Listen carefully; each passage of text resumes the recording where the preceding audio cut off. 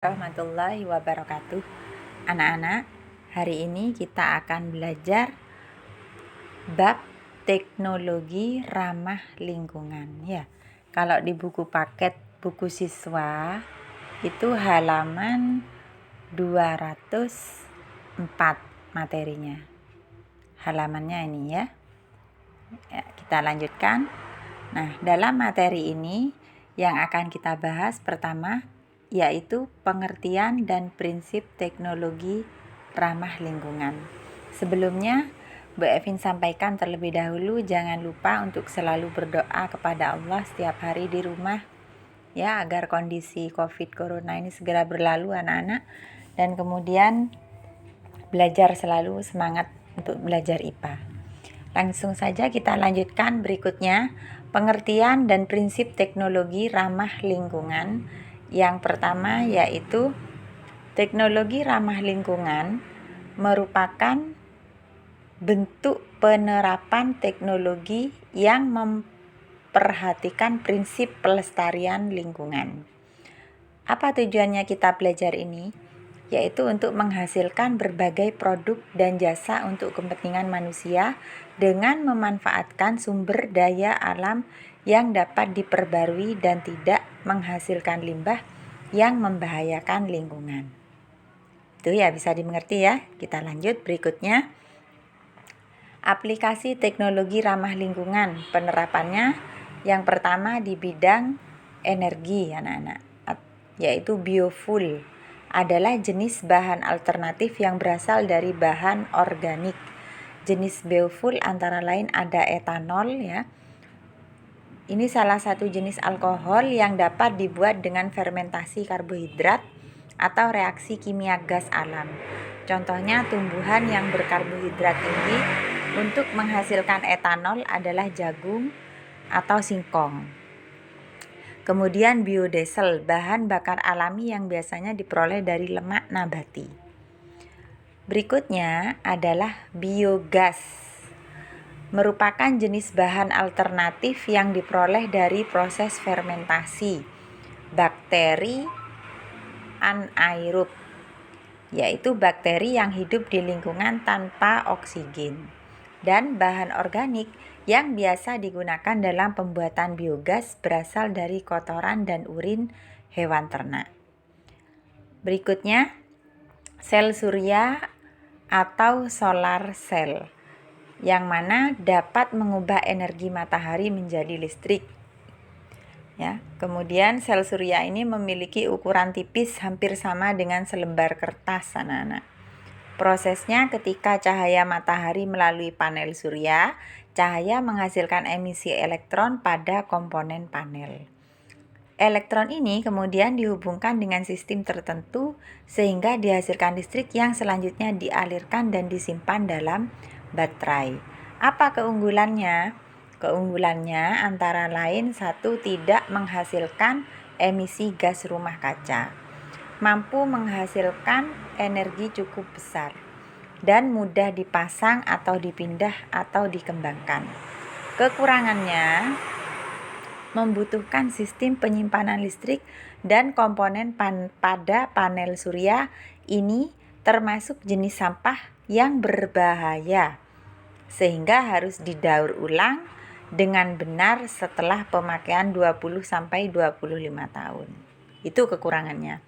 Berikutnya, pembangkit listrik tenaga air atau hydropower menggunakan energi gerak kinetik dari aliran air untuk menghasilkan listrik ya. Ini prosesnya yaitu membangun bendungan yang membentangi sungai besar untuk membentuk tempat penampungan air.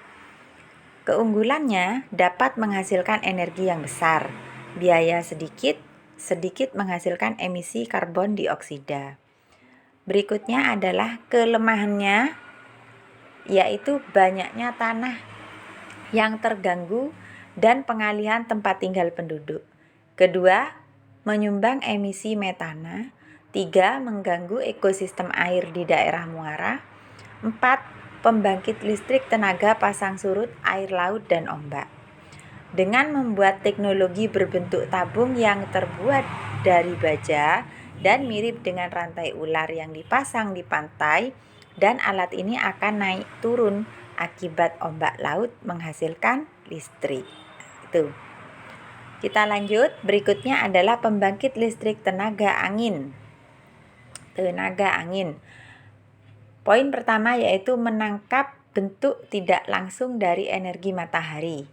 Jenis pembangkit listrik yang saat ini dikembangkan, yang satu, pembangkit listrik tenaga angin dibangun di daratan. Kedua, pembangkit listrik tenaga angin yang dibangun di pantai. Ya. Kita lanjut, berikutnya adalah geotermal. Geotermal itu merupakan panas yang tersimpan dalam tanah, lapisan dasar bumi, dan cairan dalam kerak bumi. Cara untuk mengambil energi geotermal yang pertama, menggunakan sistem pompa panas.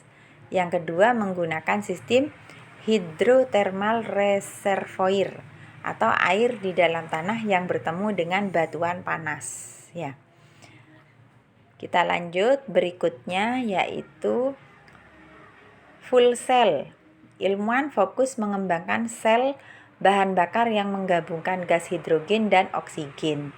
Reaksi antara H2 atau hidrogen dan oksigen itu menghasilkan energi panas yang tinggi sehingga dapat digunakan sebagai sumber listrik. Berikutnya adalah bidang transportasi, yaitu kendaraan hidrogen merupakan kendaraan yang menggunakan hidrogen sebagai bahan penggerak mesin. Ini prosesnya ya, terpasang alat yang mampu mengubah energi kimia menjadi energi mekanik anak-anak, sehingga bisa menggerakkan motor sel. Lanjut, mobil surya.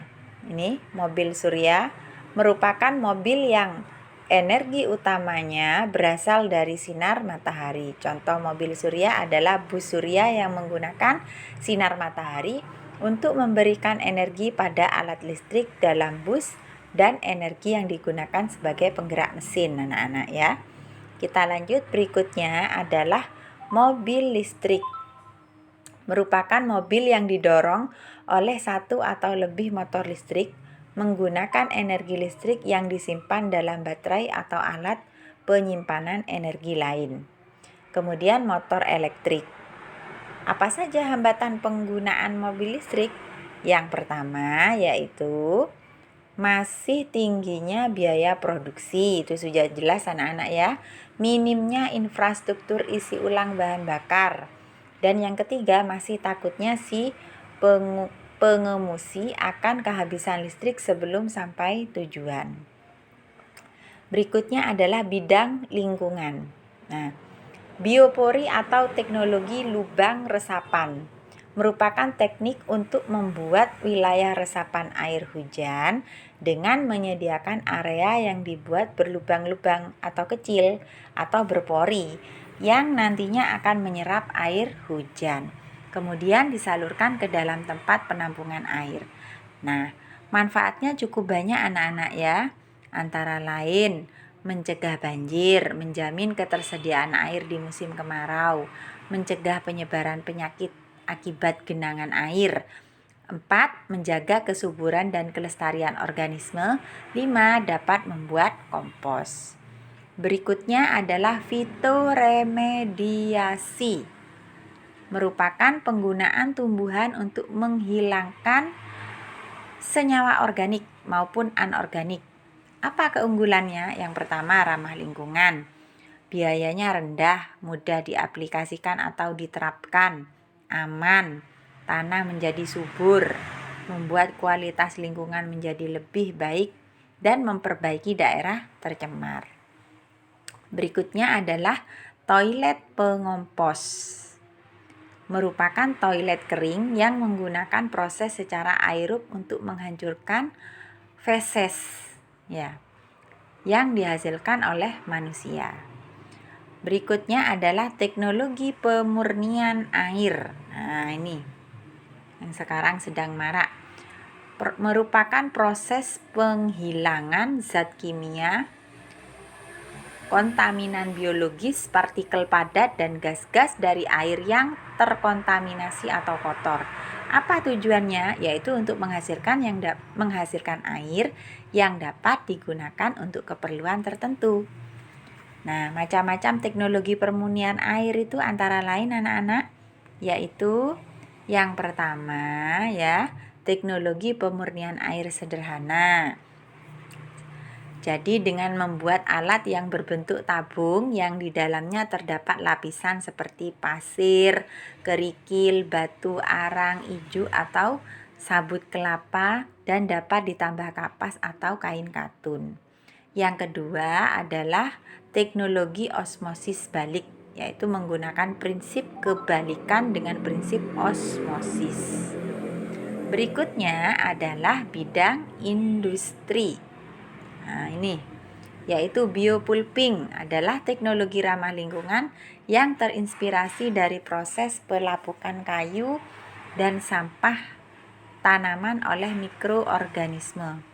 Contohnya dari jenis kapang jamur, dan ini nama ilmiahnya adalah Plebia subserialis dan Seriporipsis subvermispora. Nah, berikutnya perilaku hemat energi dalam keseharian. Yang pertama, membudayakan penggunaan sepeda kayu atau jalan kaki untuk kegiatan sehari-hari. Yang kedua, mematikan kendaraan jika sedang tidak digunakan terlalu lama. 3. Mematikan lampu saat tidur dan saat siang hari. 4. Membuat jadwal mencuci dan nyetrika pakaian secara teratur. 5. Memilih peralatan rumah tangga yang hemat energi. 6. Menggunakan air secukupnya ya.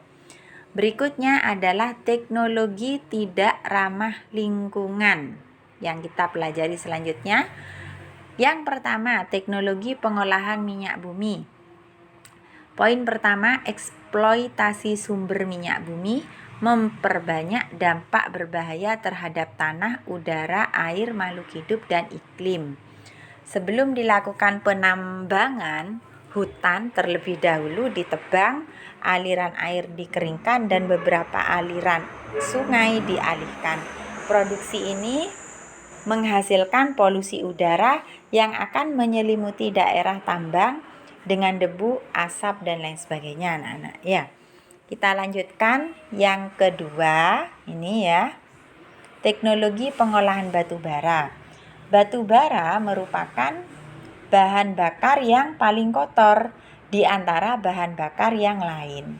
Bahkan sebelum dibakar, proses produksi batu bara ini telah merusak tanah dan mencemari air dan udara. Apa akibatnya? Yang pertama, menyebabkan polusi udara. Yang kedua, adanya emisi zat radioaktif. 3. Limbah padatnya bersifat racun. 4. Menyebabkan gangguan pernafasan. Nah, ini saja yang bisa Bu Evin sampaikan untuk pertemuan kali ini. Untuk tugasnya yaitu kalian pelajari materi yang sudah Bu Evin share ini ya. Kemudian kalian rangkum di buku tulis IPA, anak-anak ya. Apabila ada pertanyaan, silakan share di grup IPA di kelas masing-masing. Selalu menjaga kesehatan, selalu semangat untuk belajar IPA. Assalamualaikum warahmatullahi wabarakatuh.